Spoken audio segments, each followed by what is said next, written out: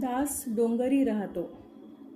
पुस्तक लिहिलं आहे गोपाल नीलकंठ दांडेकर यांनी. या लोकोत्तर महानुभावानं जन्मभर समाजचिंतन केलं. रात्रंदिवस एकच ध्यास. निशिदिनी जनचिंता लागलीसे उदारा. अशा आगळ्या वेगळ्या छंदांनं वेढलेला विरक्त पण देशाच्या संसाराची चिंता वाहणाऱ्या श्री समर्थ रामदासांचं लीळा चरित्र सांगणारी रसमयी कादंबरी दास डोंगरी राहतो.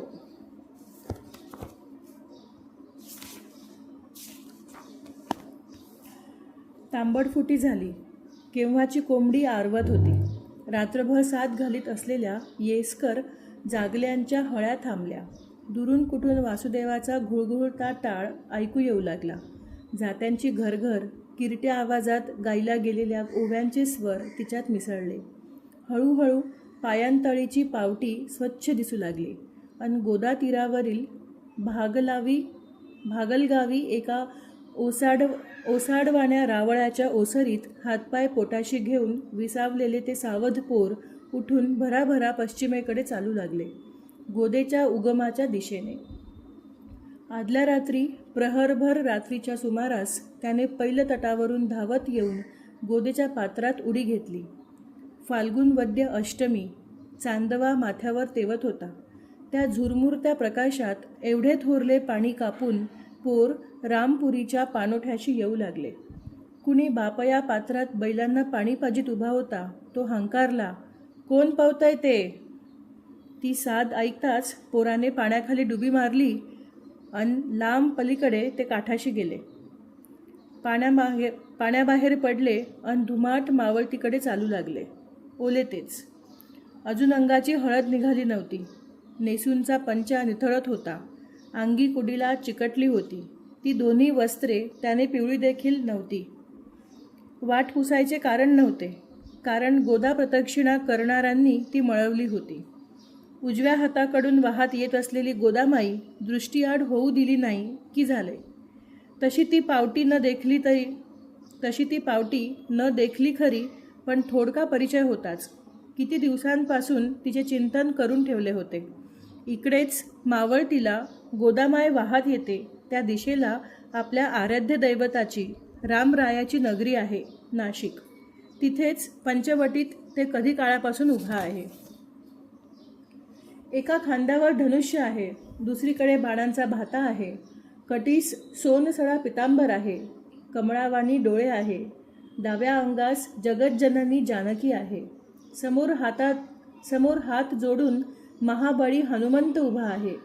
उजवीकडे बंधू लक्ष्मण ठाकला आहे. हे तर आपणास ठावकी झाले आहे. मग वाट पुसायची गरज नाही. तो रोख धरून नाकासमोर चालत राहिले की झाले. भराभरा पाय उचलीत त्याने राजापूर मागे टाकले. टेकडावरली गंगावाडी पार केली. तवर चंद्र उतरू लागला होता. तीरावरच्या झाडोऱ्यांतून वाट काढीत पोर भागलगावीच्या पाणोठ्याजवळ पोचले. तोवर गच्च अंधारले. दिशा काळोखीत बुडून गेल्या. मग ते थांबले. त्याला ते ओसाडवाने राऊळ जाणवले. सावधपणे त्यापाशी पोचल्यावर त्याने चाहूल घेतली. कोणी सासत उसासत नाहीसे पाहिले आणि ते ओसरीवर हातपाय पोटाशी घेऊन पडून राहिले, तांबडफुटीची वाट पाहत. रात्रभर काय काय मने उमलत होते. तशी थोडकी पाठलागाची धास्ती होतीच, पण पोरगे या दिशेने भराटले असेल अशी कल्पना कुणास नसावी. अजिबात कुणाला नव्हती हे काही खरे नाही. तशी ती अंधूक गंगाधर दादाला श्रेष्ठांना होती, पण या पोराचे वेगळेपण त्यांच्या ध्यानी आले होते. मुकाट्याने लग्नाच्या घाण्याला जुंपून घेऊन जन्मभर टांगता गाजरामागे धावणारे हे पोर नव्हे, हे त्यांना ठावकी होतं. रामराया याच्या जिव्हारी जडला आहे. तो आता तिथून हलले नाही याविषयी त्यांच्या मनी अनुप्राय शंका नव्हती. पण बोहल्यावरून उडी मारून हे पोर नेमके त्याच्याच वाटेने धावू लागेल हा अंदाज मात्र त्यांनाही नसावा. आणि तो असला तरी देखील त्यामागे मागकाठे धावडबण्या एवढे श्रेष्ठ असमंजस नव्हते. एकदम त्याला आई स्मरली आणि त्याचे हृदय थांबल्यावानी झाले. किती खस्ता खाल्ल्या होत्या तिने. किती गूढपणा करीत होतो, किती भांडणे, किती मारामाऱ्या. लहानुशी गावाशेजारची नदी जेमतेम 4-6 महिने पाणी वाहत असायचे. बाकी दिवस पाण्याचा थेंबुटा काही आढळायचा नाही, अगदी मार्जन करायस देखील. पण पावसाळ्याचे 4 मास शेजारच्या डोही आपण दिवस दिवस डुंबत असायचो. आई शोधायास यायची, आपण पाण्यात बुडी देऊन असायचो. जाम वर निघायचोच नाही. ती कावरी बावरी व्हायची. दम कोंडायला लागला की आपण बाहेर पडून गदागदा हसायचो. ती रावण्या करायची, बाहेर निघायला सांगायची. आपण तिच्या हाती लागलो की बदडीत घराकडे न्यायची. म्हणायची, आपण निघून गेले मज मागे हे व्रात्य पोर ठेवीन. आईने हे असले गाराणे घातले की तेवढ्यापुरते आपण निवायचो. मनोमनी प्रतिज्ञा करायचो की बापामागे आईस छळायचे नाही, निमुटवाने वागायचे.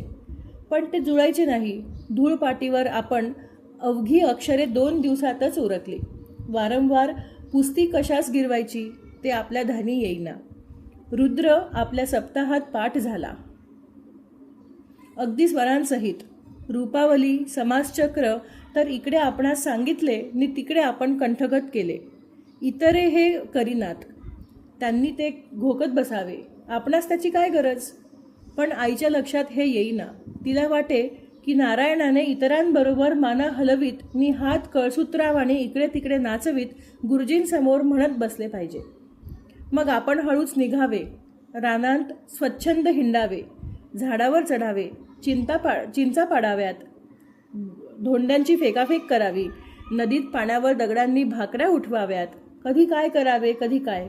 कधी सौंगाड्यास जावे, कधी एकुटवाने, कधी गावच्या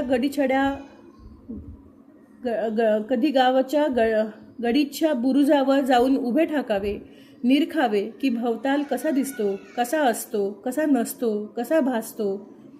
उन्हाळ्यात चहू दिशास तापे, धू धू वारे वाहत, वाहुटुळी उठत, आकाशावेरी गरगरत. हे वारे येते तरी कुठून, जाते कुठे. गगनातून पावसधारा कोसळतात, त्या कोण धाडते. तान्हेली धरती निवते, ते कोणाचे कौतिक, कोणते महाभूत यामागे आहे. धरित्री वाटे लवलवते कोंब उगवतात, ती कोणाची प्रेरणा. मोहरीच्या दाण्या एवढे बी, त्यातून भला थोरला वटवृक्ष आकारास येतो, हे कुणाचे कर्तृत्व. आकाशी लवलवती वीज ही कोणाची शक्ती. हे एवढे अमाप तारका मंडळीही, सर्व ग्रह नक्षत्रे आकाशांच्या चांदव्यावर कोणी चिकटवली. सूर्यनारायण हरदिशी नेमल्या जागी उगवतो, हे कोणाचे शासन. ठरल्या ठिकाणी बुटी देता दिसतो, हे कोणाच्या आदेशाने. चंद्र पखवडाभर उणा होतो, 15 दिस दुना, हे कुणाचे लीळा चरित्र. सांजावल्यावर धरतीवर अंधाराचे पांघरून घालते, ते कोण. पहाटेस अलगद काढून घेते, ते कोण. माणूस मरते, देवाघरी जाते, देवाचे घर कुठे. जन्मास येते, देवाच्या भांडारातून कुठे आहे ते भांडार. जशी प्रश्नांची झडी, तिला ना अंत ना पार. तिकडे वाऱ्यास वाहुटुळी, इकडे मनी विचारांच्या. अवघे भयाभया होई, हे पुसावे तरी कवनास. कोण या येडच्या प्रश्नांस उत्तर देईल. येडचापच तर काय. इतकी मुले लेकरे आहे, साळ्याची, माळ्याची, भटा बामणांची, तेल्या तंबोळ्यांची. कोणाच्या मनी हे असे उपजत नाही. या नसत्या शंका कुणास स्फुरत नाही. आपणासच काय म्हणून सुचतात. आपले डोके बिघडले आहे की काय. हे मनी उमळू नये म्हणून आपण काय करावे. जेठ्यांसवे झटा घ्याव्या, तालमीच्या तांबड मातीत लोळावे, दंड काढावेत, बैठका माराव्यात, चेंडू फळीचे डाव मांडावेत, लोणपाटीचे फड उभारावेत, गल्यांमधून गोट्यांसाठी गली खणाव्यात. नेमकी गोटी टिचावी, 4 गोट्या येऊन खेळाव्यास निघावे, ओंजळभर जिंकून घरी परतावे. शेजारची म्हणत, ठोसराचा पोर मोठा वांड आहे. थोरल्यासारखा नव्हे, थोरला शांत आहे, तर हे लहानगे पोर वाभरे आहे. अगे झाडावर काय येंगते, तसा काळतोंड्या बांधणेर आहे. असे कुणी काय म्हणावे, कुणी काय. आईने पोटाशी धरावे आणि म्हणावे, अरे नारबा, जने निंदतात असे वागू नये. चमत्कारून आपण पुसावे. म्या काय केले. काही केले नाहीस हे खरे, पण बाप देवाघरी गेले. अचानक आपण म्हणावे, म्हणजे कुठे. आईने बुचकळ्यात पडून म्हणावे, मला नाही ठाऊकी.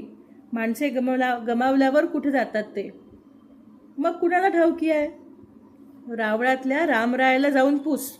तर आपण पोरके आहोत. एकटा थोरला अवघा भार वाहत असतो. तुझं कशाचीच चिंता नाही. असा कसा रे तू निसुगा? आपण उदास होऊन राणीवाणी भटकण्यास निघावे.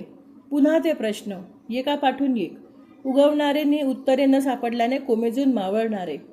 मूठभर बी पेरले नाना जातींचे, त्यातून त्याच जातीची रोपे काय म्हणून उगवतात?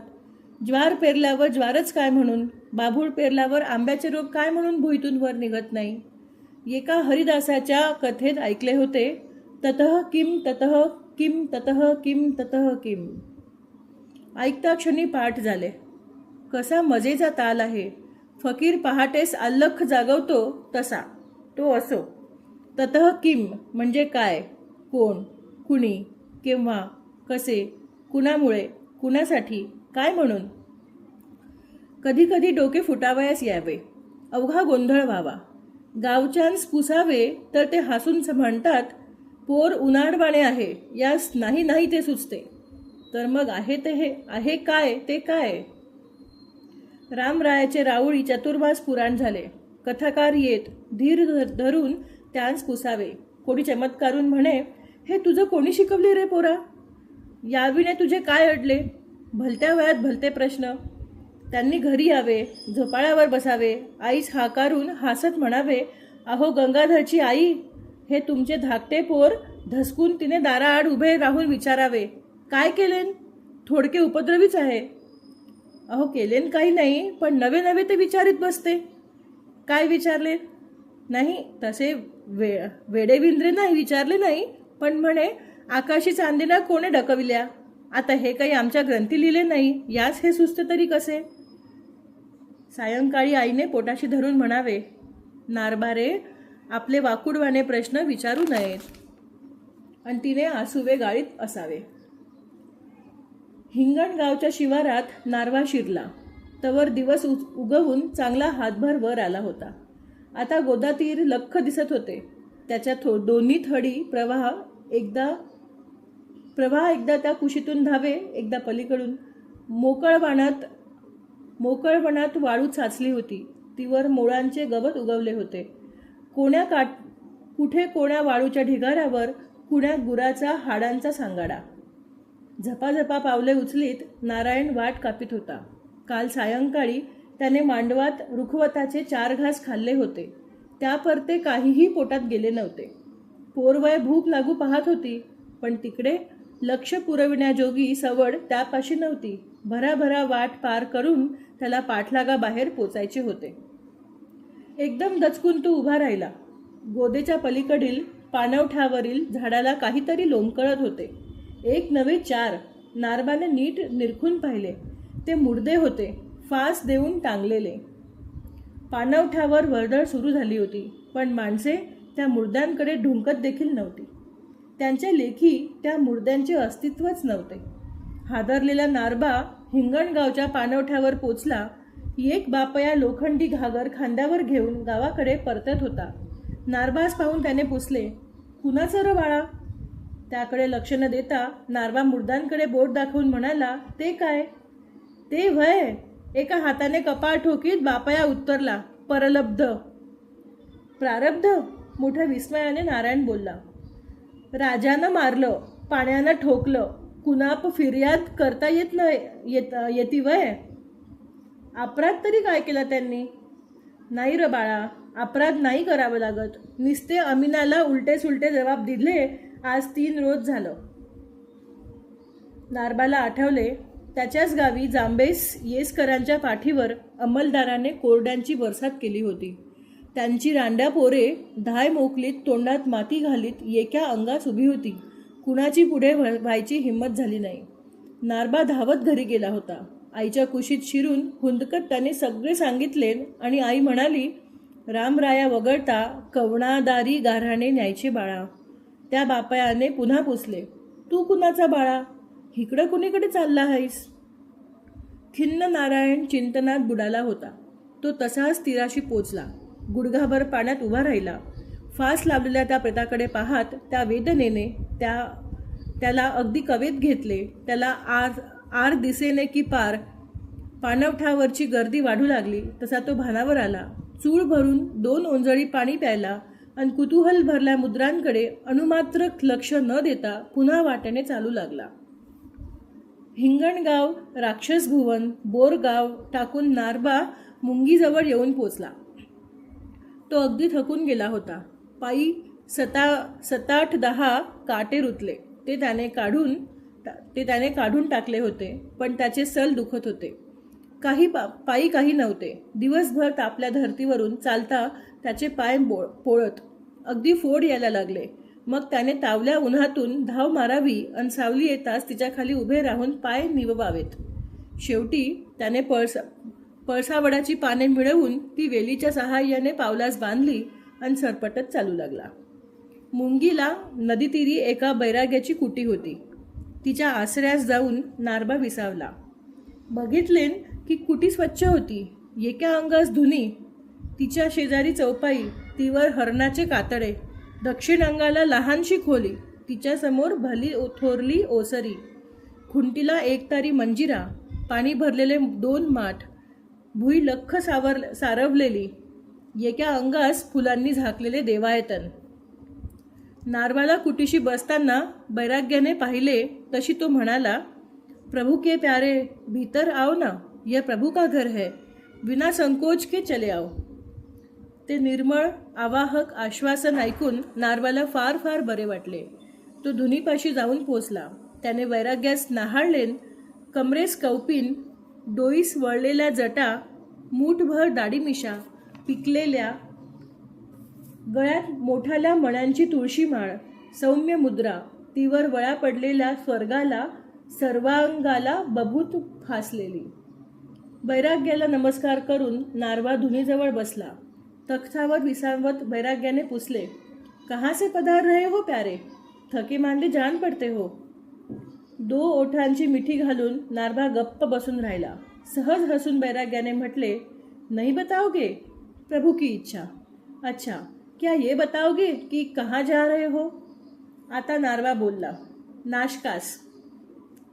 पश्चिमेकडून वळून बैराग्याने हात जोडले, म्हणाला, वाह वाह, वह तो प्रभु का घर है. अच्छा, क्या यह कह सकते हो कि क्यों कर जा रहे हो. निश्चय सूचक स्वरात नारबाने सांगितले, प्रभूला पाहायला. अचंबाने बैरागी नारब्यास नाहाळू लागला. शेवटी उठून तो त्याच्याजवळ आला. मस्तकी हात ठेवून बोलला, दर्शन करने जा रहे हो प्रभु के. जाओ जाओ पुत्र, अब ये नहीं पूछूंगा कि कौन तुम्हारा घर, कौन तुम्हारे माता पिता. प्रभु के पास जाता है सो प्रभु का हो जाता है. बैराग्याने डोळे मिटले, हात जोडले आणि म्हणू लागला, सांद्रानंद पयोदसौ भगतनुम पीतांबरम सुंदरम पाणौ बाण शरासनम कटिलसत तुणीर भारंवर राजीवायतनलोचनम धृतजटाजुटेन संशोभितम सीता लक्ष्मण संयुतम पथिगतम रामाभिरामम भजे. अच्छा, रामपथानुगामी हो पुत्र, तब तो तुम्हें प्रणाम करना चाहिए. वही करता हूँ. जाकर उन्हें बता देना कि यही एक तुच्छ सेवक तुम्हारा चिंतन कर रहा है. बैराग्याने नमस्कार केलेला पाहून नारबास अवघडल्यावानी झाले. तिकडे लक्ष न देता बैरागी बोलला, बालभक्त, थके मांदे जान पड़ते हो, शायद दिन भर में कुछ खाया नहीं है. अच्छा, बिराजो, अभी प्रभु की गौ दुहकर दूध ले आता हूँ. कुटीमागे गाय बांधली होती. बैराग्याने तुंब्यात दूध दोहिले आणि ते घेऊन नारबापास आला. बोलला, पाओ पुत्र, प्रभु का प्रसाद है. चटकन नारबा उठला, धावत गोदातीरी पोचला. हातपाय धुतलेत, मार्जन करून गायत्री जप केला आणि मग पुन्हा परतून तो धुनीपास आला. हसून बैराग्याने म्हटले, अच्छा, व्रतीभ्राता हो, लो, अब तो परशादी पाओगे. नारबा दूध प्याला. अंधारले. बैराग्याने एक तारी मंजिरा काढला. सूर धरून तो भजने म्हणू लागला. ऐकता ऐकता केव्हा नारबाने खालते लवंडला त्याला कळलेच नाही. पहाटेस तो जागा झाला तेव्हा त्याच्या ध्यानी आले की बैराग्याने आपल्या अंगावर घोंगडी टाकली होती. तो तख्तावर बसून मधुर स्वरात म्हणत होता, जागिये रघुनाथ कवर पंछी बन बोले, चकिया पिन मिलन गई, जागन की बेर भई, पंछी करत वृंदगान, कमलवदन खोले. नारबाला फार बरे वाटले. ज्या रामरायाच्या दर्शनासाठी निघालो आहोत त्याच्या भक्तीत रंगलेला वृद्ध भेटला आहे. रात्रभर त्याने आश्रय दिला आहे, प्यायला दूध दिले आहे, झोपल्यावर पांघरून घातले आहे. असे त्याने पुसले नाही की कोण तुझे गाव नाव. तेव्हा यापास सगळे सांगायचे, काहीही चोरून ठेवायचे नाही. याचा आशीर्वाद घ्यायचा, मग नाशकाच्या दिशेने धाव मारायची. जांब माझे गाव, ठोसरांचा मी मूल, नारायण माझे नाव, एक थोरला भाऊ त्याचे नाव गंगाधर.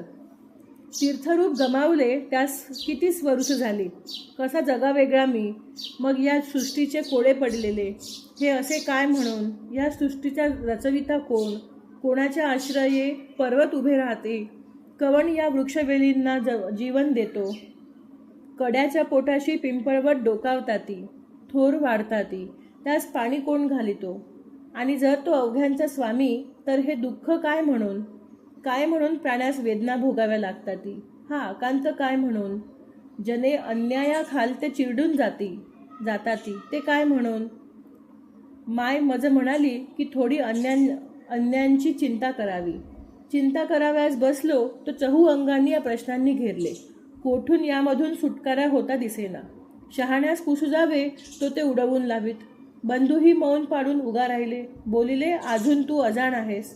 अजाण आहे तर मग या शंका काय म्हणून छळताती. उत्तरे कोणापास शोधू.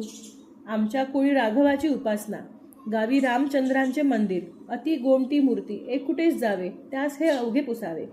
क्वचित कधी मूर्ती हसल्याचा भास व्हावा, पुन्हा होती तशीच स्तब्ध स्थिर मौन.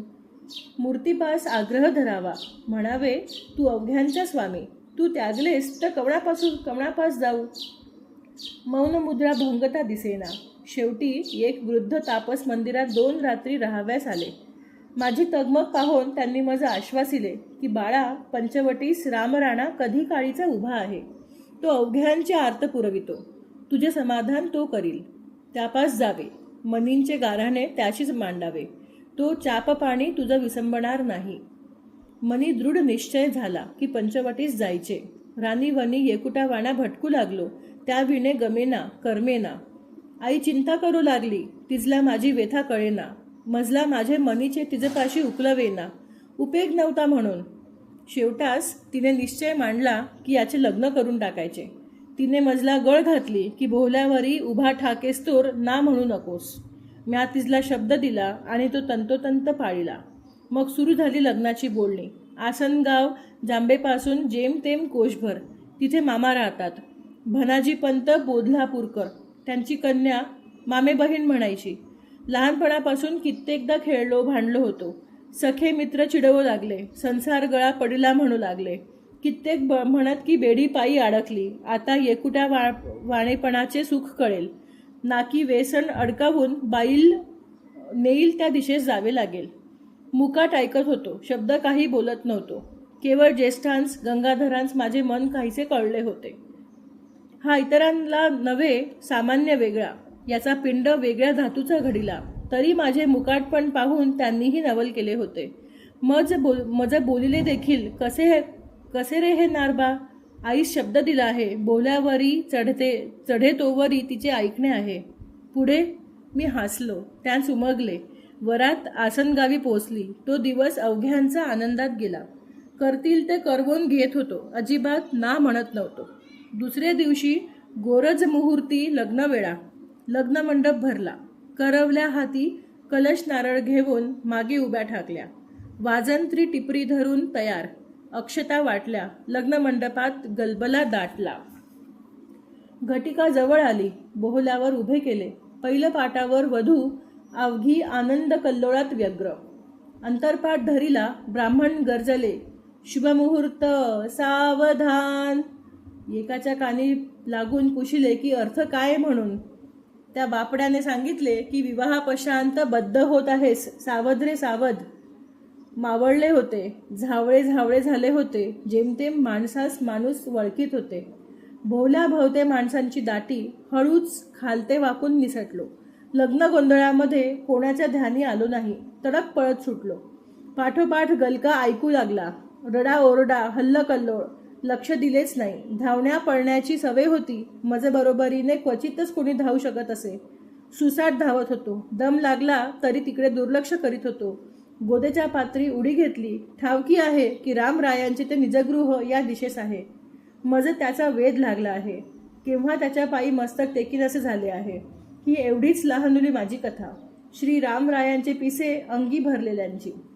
आपण श्रीरामरंगी रंगले आहोत म्हणून आपणाशी निवेदिले. या परते काय? काहीच नाही.